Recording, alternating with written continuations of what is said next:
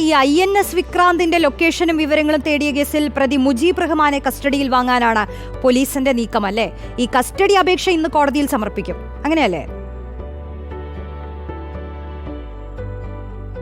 റോഷിനി, തീർച്ചയായിട്ടും മുജീബ് റഹ്മാനായിട്ടുള്ള കസ്റ്റഡി അപേക്ഷ ഇന്ന് തന്നെ കോടതിയിൽ സമർപ്പിക്കുമെന്നുള്ളതാണ് പോലീസ് പറയുന്നത്. നേരത്തെ ഹാർബർ പോലീസാണ് ഇത് സംബന്ധിച്ചുള്ള കേസ് രജിസ്റ്റർ ചെയ്തിരുന്നത്. നാവികസേന, ദക്ഷിണ നാവികസേന ആസ്ഥാനത്തേക്കാണ് ഈ കോഴിക്കോട് സ്വദേശിയായിട്ടുള്ള മുജീബ് റഹ്മാൻ വിളിക്കുന്നത്. അയാൾ പ്രധാനമായിട്ടും അന്ന് ഇന്ത്യ പാകിസ്ഥാൻ സംഘർഷം രൂക്ഷമായിരുന്ന സമയത്താണ് ഇയാൾ വിളിച്ചിട്ട് INS വിക്രാന്തിന് അതീവ സുരക്ഷാ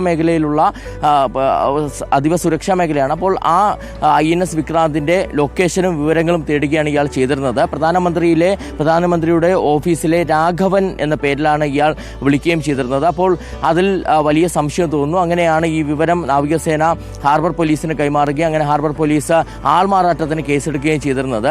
ഇയാൾക്കെതിരെ, മുജീബ് റഹ്മാനെതിരെ ഔദ്യോഗിക രഹസ്യ നിയമവും ചുമത്തിയിട്ടുണ്ടെന്നുള്ളതും പ്രധാനമാണ്. അങ്ങനെ ഇയാളെ ഇന്നലെ റിമാൻഡ് ചെയ്തിരുന്നു. അതിന് പിന്നാലെ ഇപ്പോൾ പോലീസ് തീരുമാനിച്ചിരിക്കുന്നത് ഇയാൾക്ക് മാനസിക പ്രശ്നങ്ങളുണ്ടെന്ന് കണ്ടെത്തിയിട്ടുണ്ടെങ്കിൽ പോലും എന്തിനാണ് വിളിച്ചത് എന്നുള്ള കാര്യത്തിൽ വ്യക്തത വരുത്തുക എന്നുള്ളതാണ്. നേരത്തെ ചോദ്യം ചെയ്യലിനിടയിൽ ഇത് ഇയാളോട് ചോദിക്കുമ്പോൾ ഇയാൾ പറഞ്ഞിരുന്നത് താൻ വിളിച്ചിട്ടേ ഇല്ല എന്നുള്ളതാണ്. പക്ഷേ അത് പോലീസ് വിശ്വാസത്തിലെടുക്കുന്നില്ല. കാരണം കൃത്യമായി തന്നെ തെളിവുകളൊക്കെ ഉണ്ട്. ഈ നമ്പറിൽ നിന്ന് കോൾ വന്നത് അടക്കമുള്ള കാര്യങ്ങളുണ്ട്. അപ്പോൾ ഈ ഫോണ് ഇയാൾ നിരന്തരം ഉപയോഗിച്ചിരുന്ന ഫോൺ മറ്റാർക്കെങ്കിലും കൈമാറിയിട്ടുണ്ടോ അല്ലെങ്കിൽ മറ്റാരെങ്കിലും ഉപയോഗിച്ചിരുന്നോ എന്നുള്ള സംശയവും കൂടി പോലീസിനുണ്ട്. പക്ഷേ ഇയാളോട് ചോദിച്ചപ്പോൾ അങ്ങനെ ഫോൺ താൻ ആർക്കും കൈമാറിയിട്ടില്ല. ഒപ്പം തന്നെയാണ് താൻ ഈ INS വിക്രാന്തിന്റെ വിവരങ്ങൾ തേടിക്കൊണ്ട് ദക്ഷിണ നാവികസേന ആസ്ഥാനത്തേക്ക് വിളിച്ചിട്ടുമില്ല എന്നുള്ളത് പറയുന്നത്. അപ്പോൾ ആ ഒരു വൈരുദ്ധ്യം നിൽക്കുന്ന സാഹചര്യത്തിലാണ് കസ്റ്റഡിയിൽ വാങ്ങി ചോദ്യം ചെയ്യാൻ തീരുമാനിച്ചിരിക്കുന്നത്. ഇന്ന് തന്നെ കസ്റ്റഡി അപേക്ഷ നൽകും. അതിനുശേഷം കോടതി കസ്റ്റഡി അപേക്ഷ എന്നാണ് പരിഗണിക്കുക എന്നുള്ള കാര്യത്തിൽ വ്യക്തത വരേണ്ടതുണ്ട്.